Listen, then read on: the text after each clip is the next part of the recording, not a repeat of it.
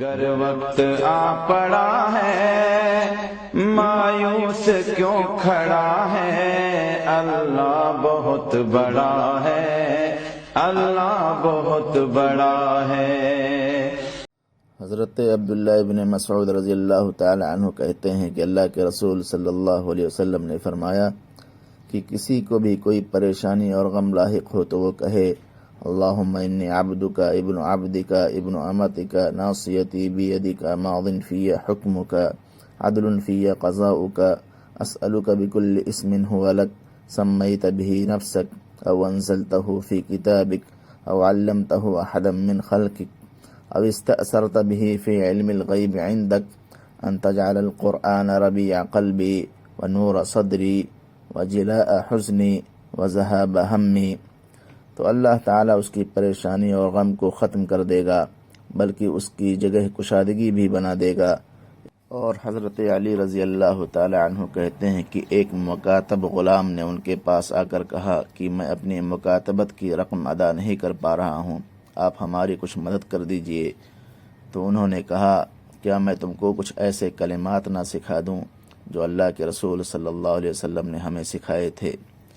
اگر تجھ پر سیر پہاڑ کے برابر بھی قرض ہو تو تیری جانب سے اللہ اسے ادا فرما دے گا۔ انہوں نے کہا کہو اللہم اکفنی بحلالک عن حرامک واغننی بفضلک عن من سواک۔ اور حضرت انس بن مالک رضی اللہ عنہ نے بیان کیا کہ اللہ کے رسول صلی اللہ علیہ وسلم نے معاذ بن جبل رضی اللہ عنہ کو فرمایا کیا میں تمہیں ایسی دعا نہ سکھاؤں جسے تم پڑھ لو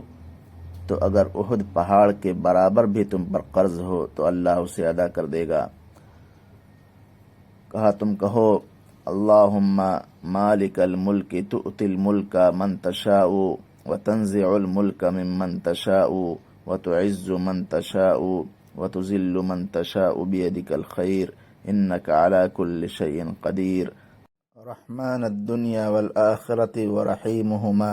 تعطیهما من تشاء وتمنع منهما من تشاء ارحمنی رحمتا تغنینی بها عن رحمتک من سواک۔ اور حضرت ابو ہریرہ رضی اللہ عنہ کہتے ہیں کہ حضرت فاطمہ رضی اللہ عنہا آپ صلی اللہ علیہ وسلم کے پاس ایک خادم مانگنے آئیں تو آپ نے ان سے کہا تم یہ دعا پڑھتی رہو اللہم رب السماوات ورب الارض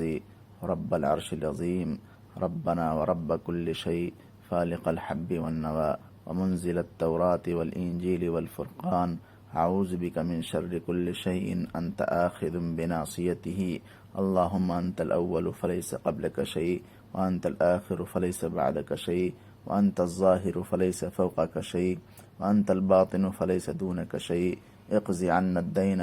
وأغننا من الفقر۔ یعنی اے اللہ، اے آسمانوں کے رب اور زمین کے رب اور عرش عظیم کے رب، اے ہمارے رب اور ہر چیز کے رب، دانے اور گٹھلیوں کو چیر کر پودے اور درخت اگا دینے والے، تورات انجیل اور فرقان کو نازل کرنے والے،